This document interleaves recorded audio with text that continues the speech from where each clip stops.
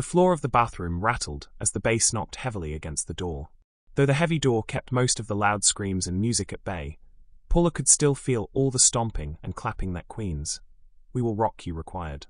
Despite all the commotion happening just beyond the door, all Paula could focus on were the fingers frantically unbuttoning her jeans. A hot tongue pressed against her neck, branding her as a hand slipped into her underwear. Paula was beyond soaking wet, and if she hadn't been lost in a sea of lust and desire, she'd be ashamed at how wet she was.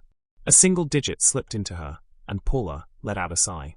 Pumping slow and deep, the finger slipped in and out a few times before a second finger was added.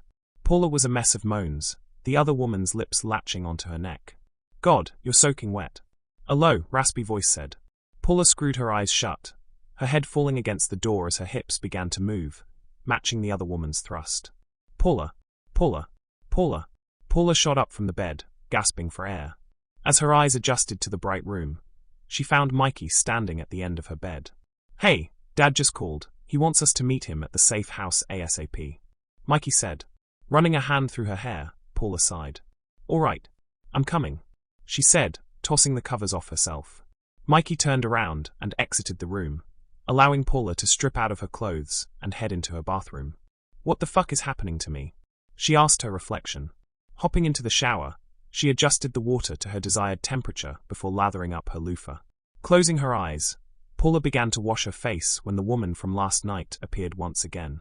She wore that same little black dress, and she stood in the middle of a white room. Making her way over, Paula felt like she was floating. "Hi," the woman said with a bright, angelic smile. Paula found herself standing in the middle of the room with the woman standing a few feet away. "Come here," the woman said, crooking a finger in a come here motion. Paula floated over to the woman, who smiled as she placed her arms around Paula's neck. Tilting their heads in opposite directions, Paula leaned into the other woman. Then, just when their lips were merely inches apart, "Paula, hurry up, we gotta go," Mikey said, pounding on the door. Sighing, Paula rinsed off before jumping out of the shower and getting dressed.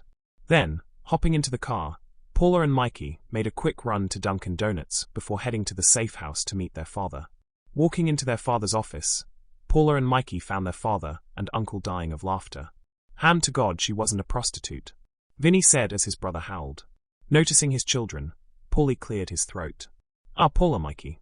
I need you two to go pick up Mr. Young's payment and run a few other errands Oswell," Paulie said, handing Paula a list.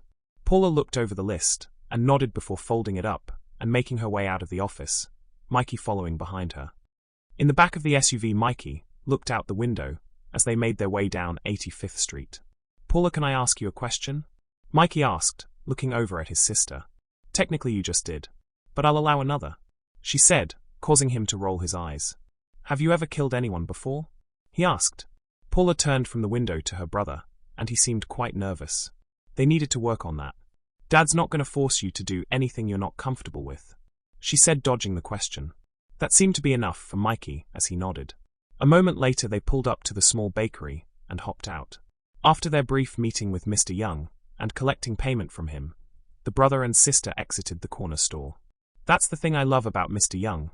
He always makes his payments right on time," Paula said with a smile. Making their way back to the car, Paula was about to get in when she saw her, the woman from the club. Did you enjoy this video? Looking for more quality queer stories like this one? Visit the Royal Blue Network.lgbt today.